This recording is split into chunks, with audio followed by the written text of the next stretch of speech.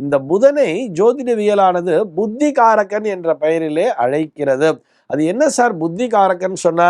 இந்த புத்தியை தரக்கூடியது, அதாவது பிரசன்ஸ் ஆஃப் மைண்ட் அப்படின்னு சொல்றா இல்லையா, நன்றாக பேசக்கூடிய திறனை தரக்கூடியதும் இந்த புதன் என்கின்ற கிரகம்தான் அப்படின்னு சொல்ற. இதை நம்ம இந்த சோலார் சிஸ்டம் அப்படிங்கிறத கம்பைன் பண்ணி பார்க்கலாமே, இதை கம்பேர் பண்ணி கூட பார்க்கலாம். இந்த சோலார் சிஸ்டம் பார்க்கும் பொழுது சூரியனானவர் மையப்பகுதியிலே இருக்கிறார்.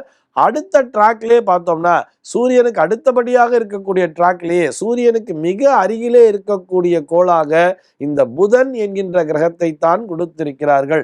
முதல்ல புதன், அதுக்கப்புறம் வீனஸ் சொல்லக்கூடிய சுக்கிரன், அதுக்கு அடுத்த டிராக்ல தான் நமக்கு பூமி அப்படிங்கிற ஒரு பிளானட் ஆனது இருக்கிறது, நாம் வசிக்கக்கூடிய இந்த பூமிங்கிறது இருக்கு. ஆக சூரியனுக்கு நெருக்கமாக இருக்கக்கூடிய புதனானவர் எப்படி மனித மூளையின் மீது தன்னுடைய தாக்கத்தினை செலுத்துவார்னு சொன்னா, மனித மூளைக்கு அதிபதியே யாருன்னு சொல்லி பார்த்தோம்னா அது சூரியன் என்கின்ற கிரகம்தான். நம்ம மூளையை பற்றி பேசும்பொழுது 2 விதமாக பிரித்து பார்க்கலாம்ங்கிறதையும் சொல்லியிருக்கோம்.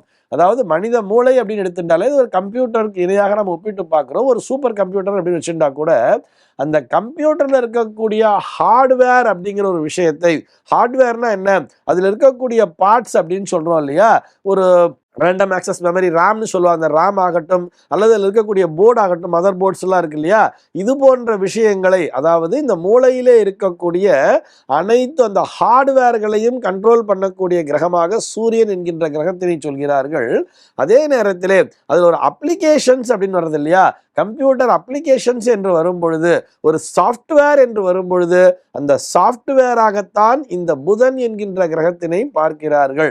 எந்த நேரத்திலே எப்படி பேச வேண்டும், யாரிடம் எப்படி பழக வேண்டும் என்கின்ற தன்மைகள் அத்தனையுமே இந்த புதன் என்கின்ற கிரகம்தான் கொடுக்கிறது.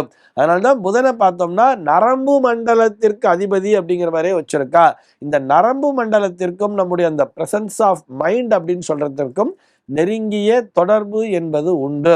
டக்குன்னு ஒரு வேலையை பண்றோம்னு சொன்னா அதுக்கு சொல்லுவா தெரியுமா, அந்த ஸ்பைனல் கார்டு அப்படின்னு சொல்லுவா. அந்த ஸ்பைனல் கார்டு அப்படின்னாலே அது உள்ளுக்குள்ள ஒரு கார்டு, ஒரு ஒயர் மாதிரி போறது, அதுக்குள்ள ஒரு திரவமானது இருக்கிறது அல்லவா, இதன் மீது தன்னுடைய ஆதிக்கத்தை செலுத்தக்கூடிய கிரகம்தான் இந்த புதன் என்கின்ற கிரகம் அப்படின்னே சொல்றது மெடிக்கல் அஸ்ட்ராலஜி அப்படிங்கிற ஒரு விஷயம். அதாவது சூரியனுக்கும் புதனுக்கும் நெருங்கிய தொடர்பு இருக்கு அப்படிங்கிறத நம்ம புரிஞ்சுக்கலாம். அதே மாதிரி தான் இதை நம்ம பிராக்டிக்கலா கூட அப்ளை பண்ணி பார்க்கலாம். இந்த மிதுன ராசி மற்றும் கன்னியா ராசியை சேர்ந்தவர்களுடைய குணநலனை நீங்கள் ஆராய்ச்சி செய்து பார்க்கலாம்.